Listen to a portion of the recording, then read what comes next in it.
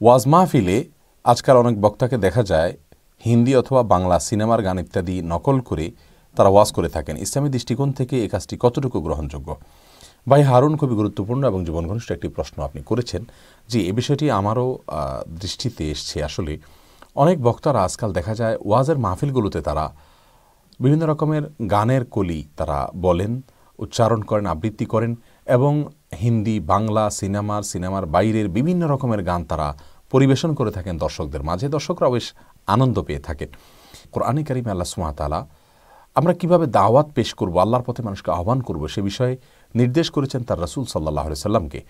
আল্লাহ সুবহানাহু ওয়া তাআলা বলেছেন, উদউ ইলা সাবিলি রাব্বিকা বিল হিকমাতি ওয়াল মাউইজাতিল হাসানা। হে রাসূল, আপনি আপনার রবের পথে মানুষকে আহ্বান করুন হিকমার মাধ্যমে।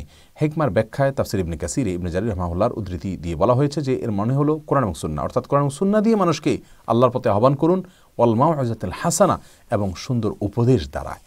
অতএব সুন্দর উপদেশ, সুন্দর ঘটনা, শিক্ষণীয় কোনো বিষয়, সেগুলো আমরা পেশ করতে পারি ওয়াজে মাহফিলে কোরআন সুন্নাহর পাশাপাশি। কিন্তু সেই জায়গায় যদি আমরা হিন্দি, বাংলা, বিভিন্ন সিনেমার গান অথবা বিভিন্ন বাদ্যযন্ত্র যোগ করে যে সমস্ত গান সাধারণত সচরাচর গাওয়া হয়, সেগুলোকে বাদ্যযন্ত্র ছাড়াই আমি খালি মুখেই গাইলাম, কিন্তু এই সমস্ত গানের ব্যবহার ওয়াজ মাহফিলগুলোতে আসলেই প্রশংসনীয় হতে পারে না। ইসলামিক কোনো সঙ্গীত, তার কোনো অংশ ভালো, শিক্ষণীয়, সেটা পরিবেশন করা যেতে পারে। কোনো কবিতা, সেটার ভালো কোনো অংশ থাকলে সেটা পরিবেশন করা যেতে পারে। কিন্তু কোনো গান, এটা সিনেমা ইউজ করা হয় অথবা এই গানটা ফাসিকদের মুখে উচ্চারিত হয়, খারাপ মানুষদের মুখে উচ্চারিত হয়, খারাপ সেন্সে উচ্চারিত হয়, অথবা এটাকে মুত্তাকিদের বানানো কোনো গান বলা যায় না, তাদের লেখা কোনো কবিতা বলা যায় না, তাহলে সেগুলোতে কেন আমাদেরকে উদ্ধৃত করতে হবে? সেগুলো কেন আমাদেরকে আবৃত্তি করতে হবে? কোরআন সুন্নাহর কি অভাব পড়েছে? এমনকি যদি আমি কবিতাও শোনাতে চাই, আমরা যদি নিজেরা বাংলায় কোনো ভালো কবিতা তৈরি করে নিই অথবা ইসলামের সাথে সাংঘর্ষিক এমন কোনো কবিতা আবৃত্তি করি, তাহলে কোনো সমস্যা নেই। কিন্তু গান, সেটা সিনেমায় ব্যবহার করা হোক অথবা অন্য কোনো আসরে হারাম কোনো কাজে ইউজ করা হোক, সেগুলোকে আমাদের ওয়াজ মাহফিলগুলোতে পরিবেশন করা আসলে দৃষ্টিকটু। এগুলো আমাদের না করা উচিত।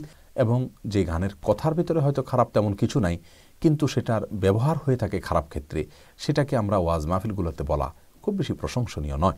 তবে যদি গানের কথার ভিতরে খারাপ কোনো কিছু না থাকে, বাদ্যযন্ত্র যোগ না থাকে, তাহলে বক্তা ওয়াজের ভিতরে এরকম গান বললে আমরা বলতে পারবো না তিনি হারাম কাজ করেছেন। তবে এটি অবশ্যই বলবো যে তিনি অবশ্যই অনুত্তম কাজ করেছেন। সন্দেহাতীতভাবে তার এই দাওয়াতের পদ্ধতি সুন্নাহসম্মত পদ্ধতি নয়। যদি এভাবে তিনি দাওয়াত দেন, তাহলে এই অংশটুকুকে আমরা বলবো এটা সুন্নাহর বাইরে হলো।